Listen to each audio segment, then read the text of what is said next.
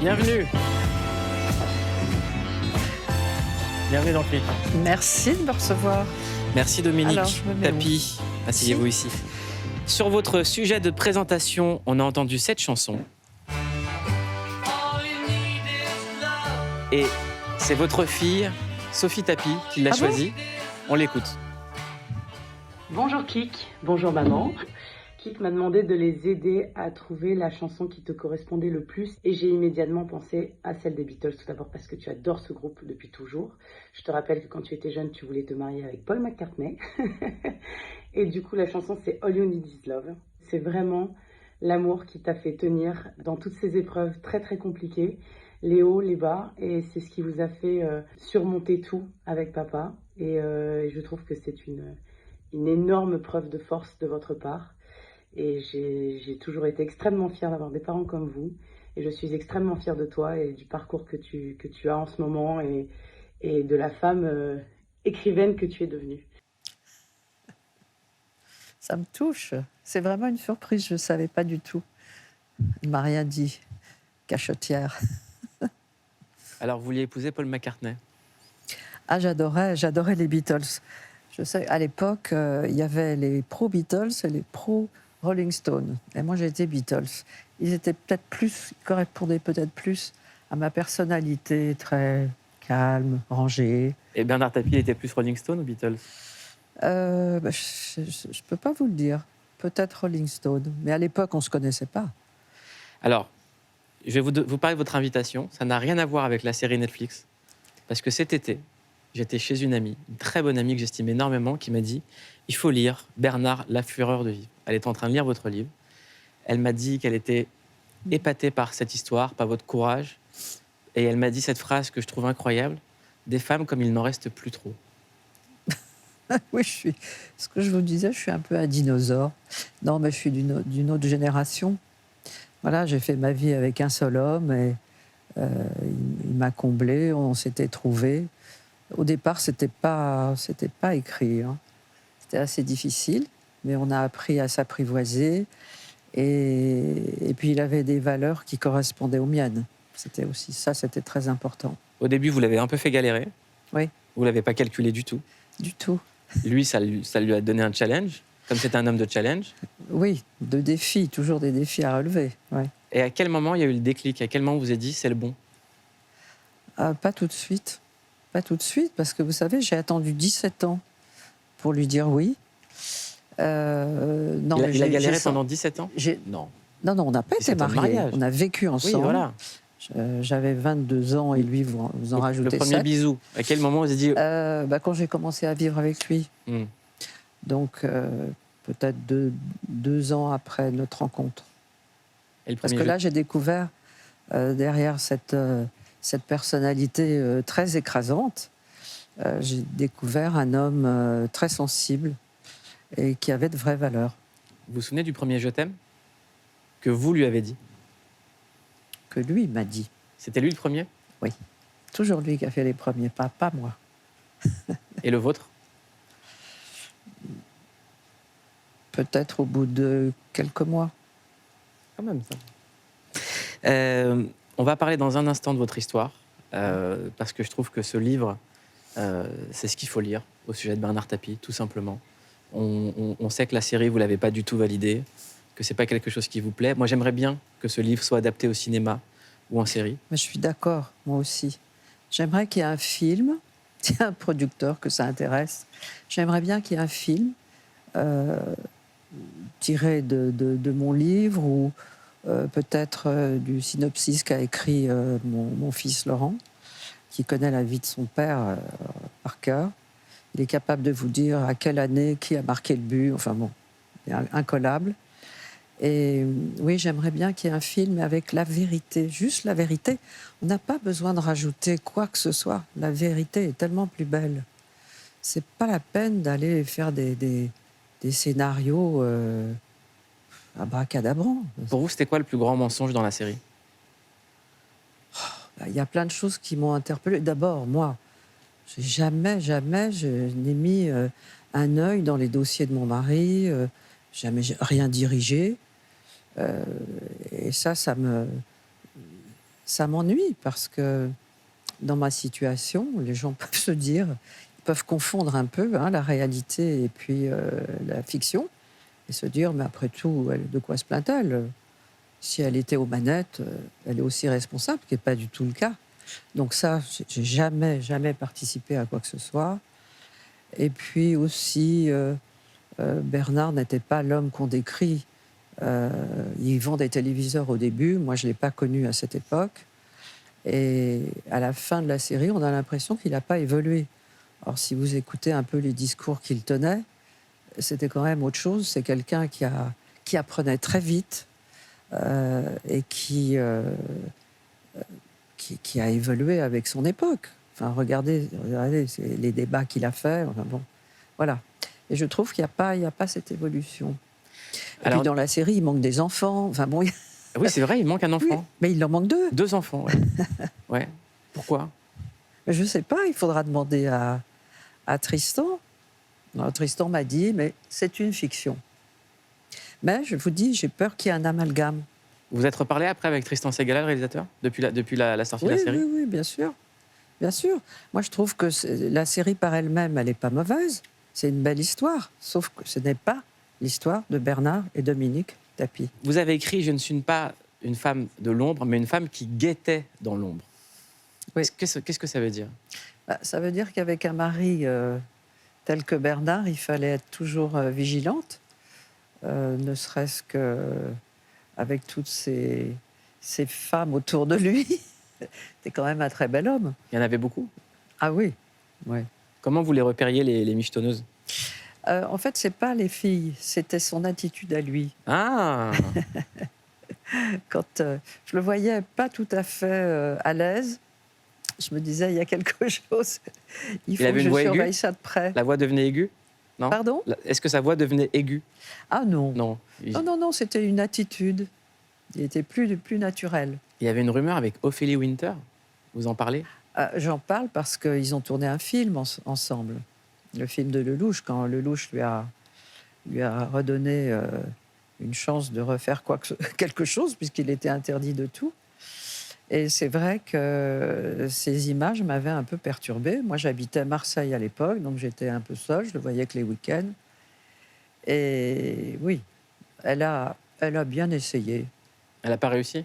Ah non, certainement pas. Mais comment on peut résister à Ophélie Winter? La preuve, il faut s'appeler Bernard Tapie. Là. Et avoir quelqu'un... Non, mais j'étais même pas sur le plateau, mais simplement, bon, c'est comme ça. Vous lui avez fait un contrôle mental à distance? Non, mais... Je raconte dans le livre la petite scène. Il savait que ça pouvait aller très très mal s'il mettait un pas de travers. Voilà. D'ailleurs, c'est ce qu'il lui fallait. Hein. Ouais. C'est ce qu'on aime, je vous le dis. C'est comme ça pour tous les hommes, exactement. Je pense. On va parler de jalousie juste après ça, Ariane.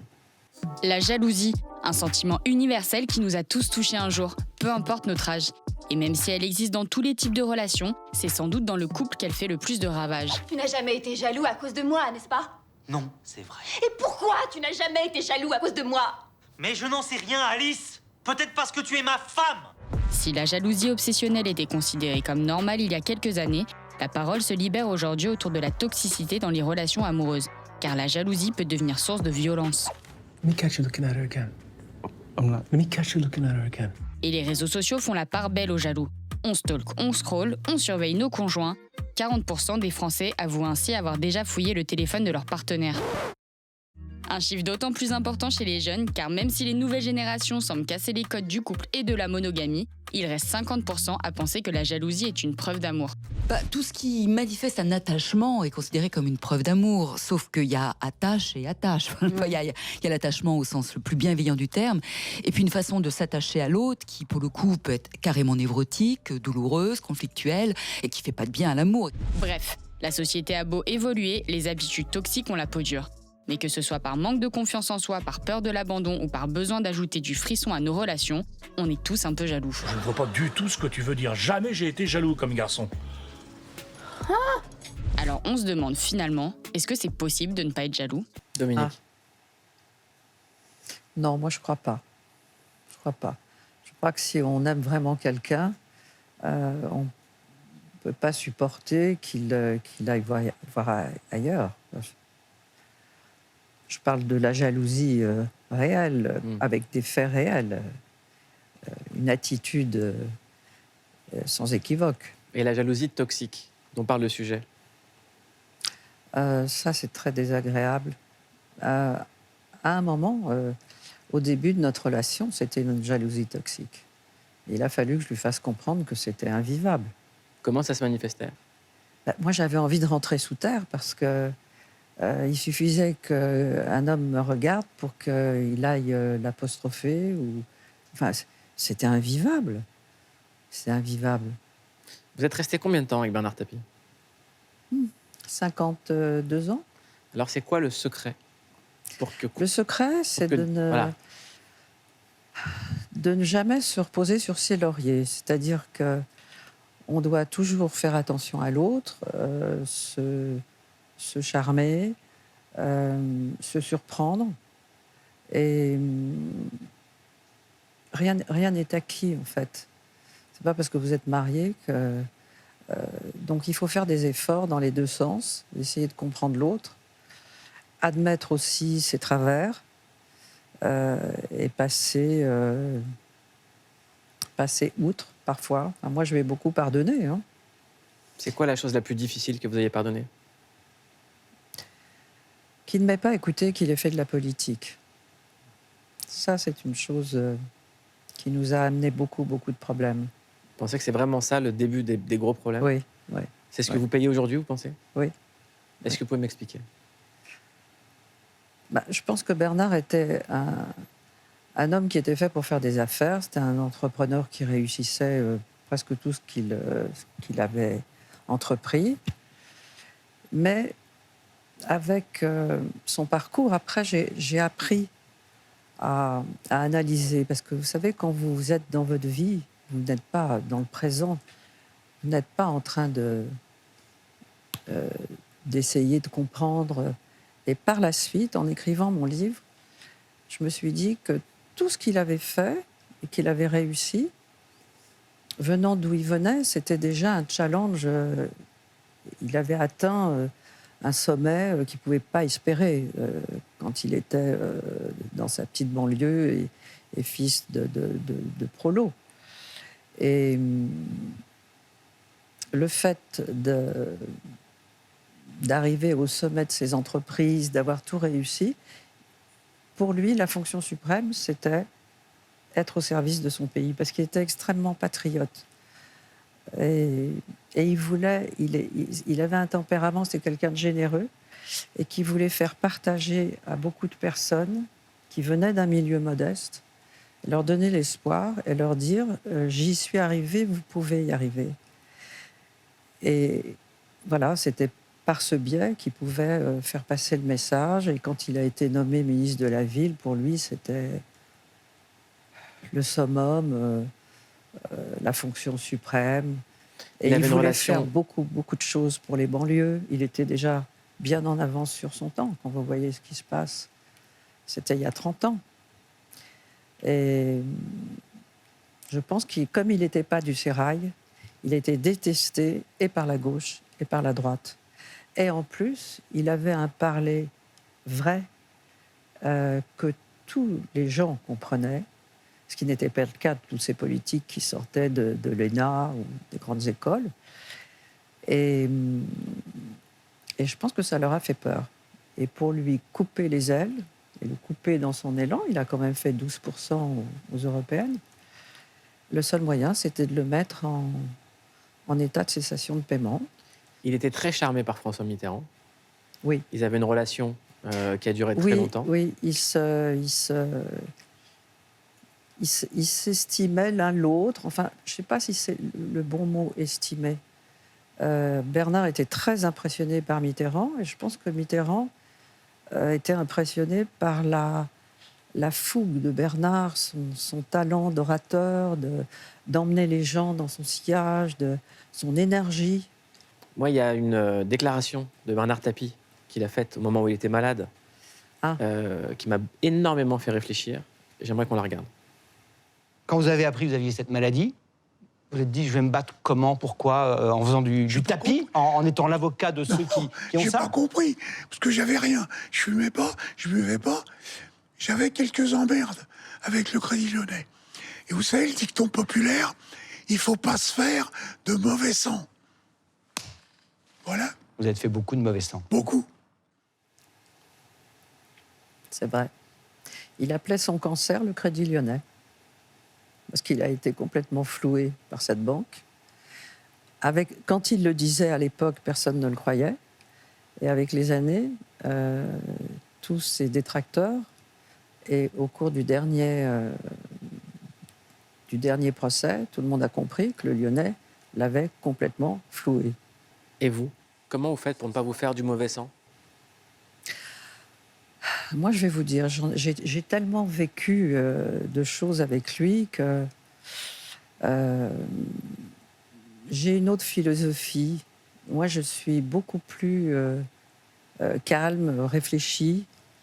Et puis, je remets les choses à leur place. Regardez autour de nous ce qui se passe en ce moment. Franchement, on est dans un pays où ça va. J'ai des tonnes de dettes. Bon, je ne pourrai jamais les rembourser puisque tous les jours, ça court. Et que j'ai mon comment dire... Je sais que je ne dois pas cette somme, puisque tout a été remboursé. Là, ce que nous avons touché a été remboursé. Donc tout ça, ce sont des intérêts qui courent. Et donc je me sens en paix avec moi-même. Je ne dois rien. Il n'y a pas d'argent de l'État. Et voilà, j'ai une bonne famille. Justement, Sophie va avoir un petit garçon qui naîtra comme son grand-père en janvier ou février, qui sera un Verseau. Donc la vie continue, j'ai des amis formidables, je suis très entourée. Donc j'ai de la chance, j'ai des passions, j'ai mes chiens. Voilà, il faut tout relativiser. Elles s'élèvent à combien vos dettes aujourd'hui? 642 millions d'euros. Bon, c'est une dette inextinguible. C'en est même risible. C'est ridicule. C'est ridicule. Vous avez connu les huissiers? Ah oui, ça j'en parle. Oui, vous en parlez dans le livre, mais comment vous faites pour gagner votre vie aujourd'hui? Comment vous vivez?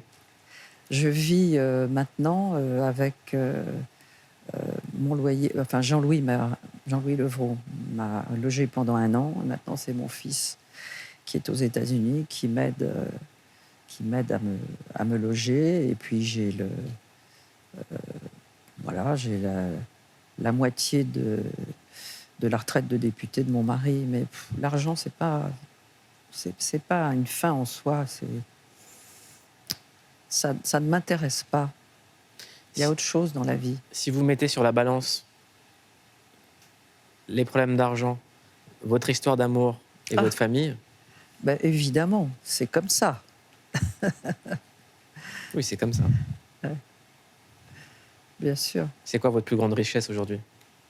Je vous le dis, ma famille, mes petits-enfants, j'ai des amis depuis 40, 50 ans. Et puis le livre me fait un bien fou parce que ça a été un livre de thérapie. Je me suis donnée, je me suis lâchée comme rarement je l'avais fait. Mais il faut dire que je ne l'ai pas écrit toute seule. Je l'ai écrit avec Catherine Siguret, avec qui on est vraiment en osmose. Donc moi, j'ai déroulé ma vie. Elle a su transmettre vraiment ce que je ressentais. Il y a un autre endroit où on peut voir un peu de votre vie, c'est les réseaux sociaux, Internet. Ouais. On a cliqué sur vous, c'est le clic sur.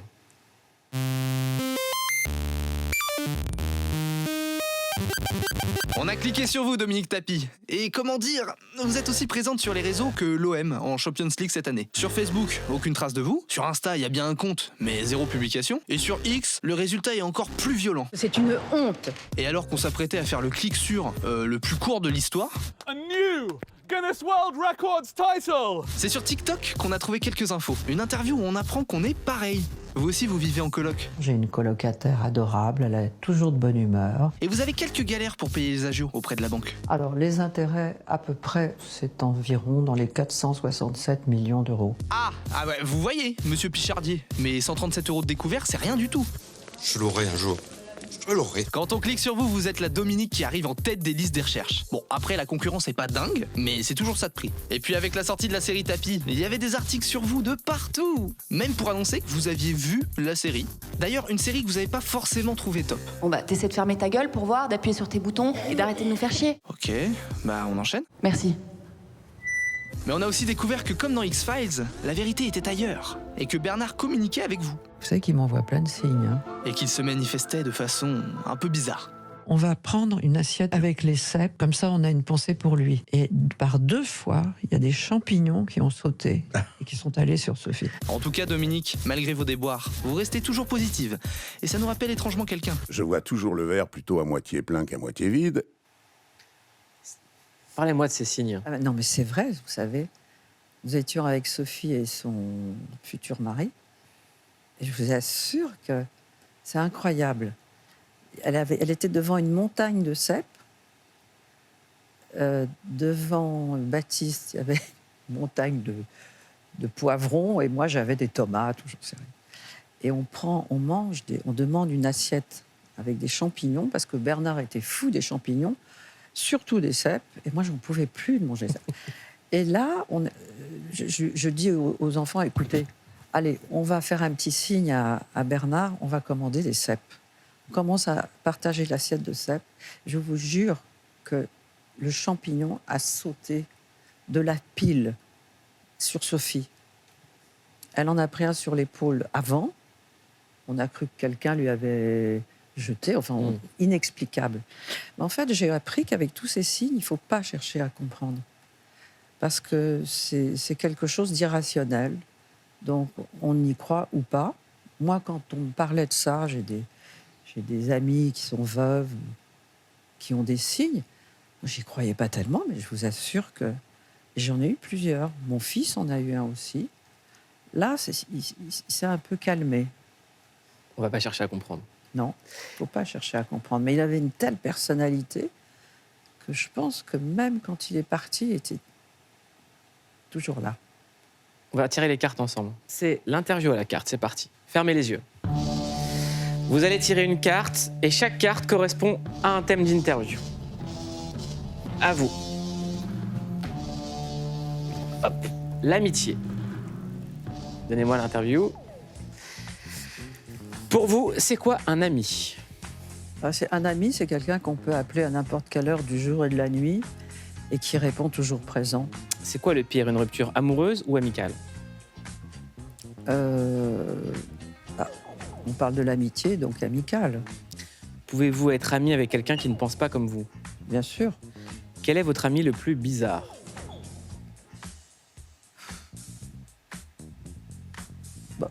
Qui sont un peu à l'opposé de moi.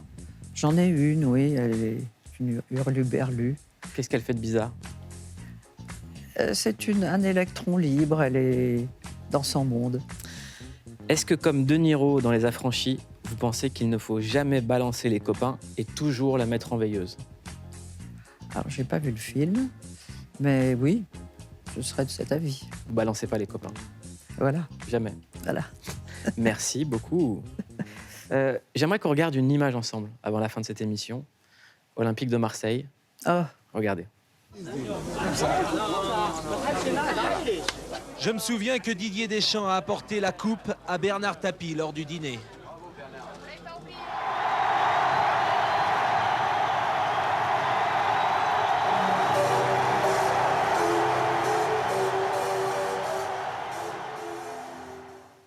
Qu'est-ce que ça vous fait ? Oh là là, mais ça me remue à chaque fois. Oh, quelle belle aventure. Quelle belle aventure. C'est extraordinaire. Et vous savez, il y a une histoire, cette Coupe d'Europe, enfin la coupe aux grandes oreilles, comme ça. Quand ils sont entrés sur le terrain, voilà, là, ils l'embrassent. Quand ils sont rentrés sur le terrain, Berlusconi et lui, Berlusconi a fait comme ça à la coupe. En fait, dans l'esprit de Bernard, il lui a mis un peu la main aux fesses. Et Bernard, lui, s'est arrêté et l'a embrassé. Il m'a dit, ça lui portera malheur parce qu'il lui a manqué de respect. Et voilà le résultat. Qu'est-ce que vous faites après l'émission ? Là, Ouais. je vais rentrer voir ma coloc qui m'attend. Je vais vous donner un conseil. Ce qu'il faut regarder ce soir, c'est le Bad Pitch. Parlement saison 3, ça vient de sortir et c'est toujours cette série qui suit le génial Xavier Lacaille dans les méandres du Parlement européen. Bonjour. Alors c'est vrai que le sujet n'a pas l'air sexy comme ça, mais on vous assure que c'est bien. Pourquoi c'est bien ? Déjà parce qu'une série sur l'Europe qui commence comme un épisode de Groland, on ne peut que l'aimer.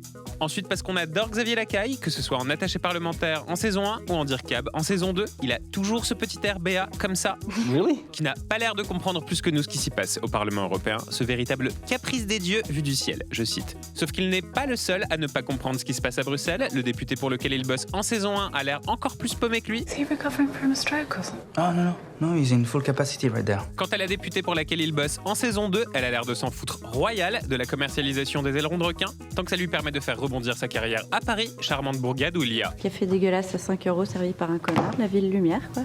La série épluche les absurdités du monde du travail, les métiers vidés de leur sens à grands coups de bureaucratie, les réunions qui auraient pu être un mail. I feel like the German Rosa Parks of toilet blocks. Les moments de convivialité imposés, les discussions gênantes avec ce collègue qui a décidé de vous parler de sa fille alors que vous vous en cognez de sa fille. Oh, elle est mignonne. Du coup, évidemment, on a hâte de voir cette saison 3, tout en espérant très fort que ce n'est pas vraiment ça, l'Europe. Même si quelque chose nous dit que c'est quand même un peu ça, l'Europe. Et qu'à l'heure du Brexit et du repli sur soi, tout ça nous fait certes beaucoup rire, mais tout ça nous fait quand même un peu flipper. Bisous. Il nous reste 1 minute avant la fin de l'émission. Je vais vous poser un maximum de questions pour un maximum de réponses, d'accord ? D'accord. C'est parti, top chrono. Je regarde là. Ouais. Quelles sont les premières paroles de chansons qui vous viennent en tête ? L'hymne à l'amour. Est-ce que vous avez un numéro fétiche ? Oui, le 7. Vous avez une phobie ? Non. C'est quoi la chose la plus folle que vous ayez faite avec de l'argent ? Je sais pas. Est-ce qu'il y a un rêve dont vous vous souvenez ? Non, pas spécialement. Quelle addiction vous ne voulez surtout pas arrêter ? La danse. Si vous pouviez remonter dans le temps, vous iriez où et pour faire quoi ? Revenir à ma rencontre avec Bernard et être beaucoup plus ferme et l'empêcher de faire de la politique. Merci beaucoup. Merci beaucoup, Dominique Tapie. Je recommande à tout le monde la lecture de votre livre. Ça s'appelle Bernard, la fureur de vivre, sorti aux éditions de l'Observatoire. Dominique Tapie avec Catherine Séguré. Vous étiez dans Click et vous passez une excellente soirée sur Canal+ avec En Aparté. Gros bisous. Merci à vous.